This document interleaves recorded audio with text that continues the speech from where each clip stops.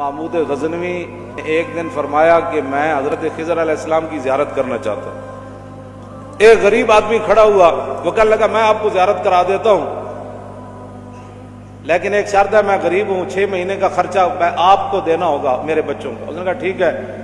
6 مہینے کے بعد محمود غزنوی نے اس کو بلایا، ہاں جی خضر علیہ السلام کی ملاقات کا کوئی وظیفہ مکمل ہوا؟ اس نے کہا جی کچھ وظیفے الٹ ہو گئے، 6 مہینے اور چاہیے۔ اس نے کہا ٹھیک ہے۔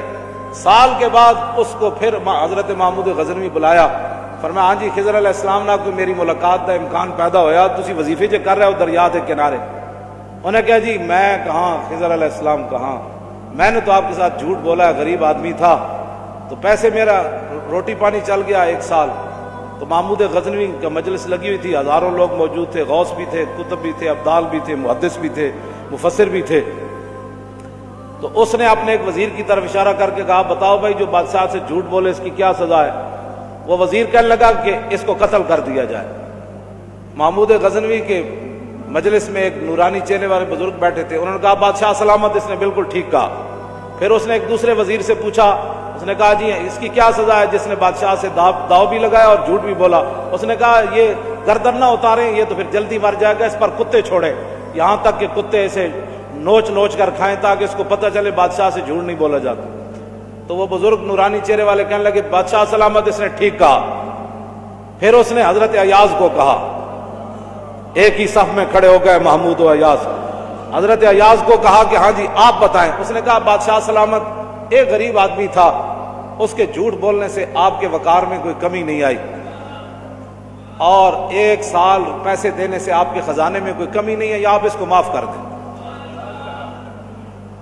وہ نورانی چہرے والا بزرگ کہنے لگا بادشاہ سلامت بالکل اس نے ٹھیک کہا۔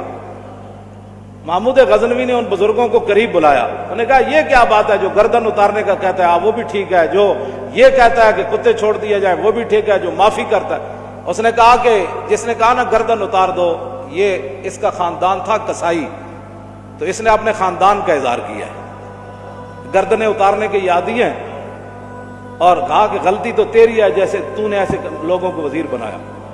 اس نے کہا جس نے کتوں کا کہا نا کتے چھوڑو، اس کے آباء و اجداد بادشاہوں کے کتے نہلایا کرتے تھے۔ اس نے اپنے خاندان کا اظہار کیا ہے، اس نے اپنی فطرت اپنے خون کا بتایا ہے، اور کہا کہ رہ گیا ایاز تو یہ سید ہے، اور سید کربلا میں لٹے بھی گئے تو اف نہیں کی، اپنا سودا بیچ کر بازار سونا کر گئے، کون سی بستی بسائی تاجران آل بیت۔ کیوں جی؟ کہا یہ سید ہے۔ جب یہ کہا نا یہ سید ہے تو محمود غزنوی کرسی پر کھڑا ہو گیا، وہ کہنے لگا ایاز تو نے آج تک بتایا ہی نہیں میں آل رسول ہوں، اتنا ظلم کیا تو نے بتایا ہی نہیں آج تک۔ حضرت ایاز فرمانے لگے کہ اچھا میرا راز ان بزرگوں نے کھولا تو میں بھی آپ کے سامنے ایک راز کھولنا چاہتا ہوں۔ انہوں نے کہا جی وہ کیا ہے؟ انہوں نے کہا یہ جو بزرگ ہیں نا یہ خود حضرت خضر علیہ السلام ہے۔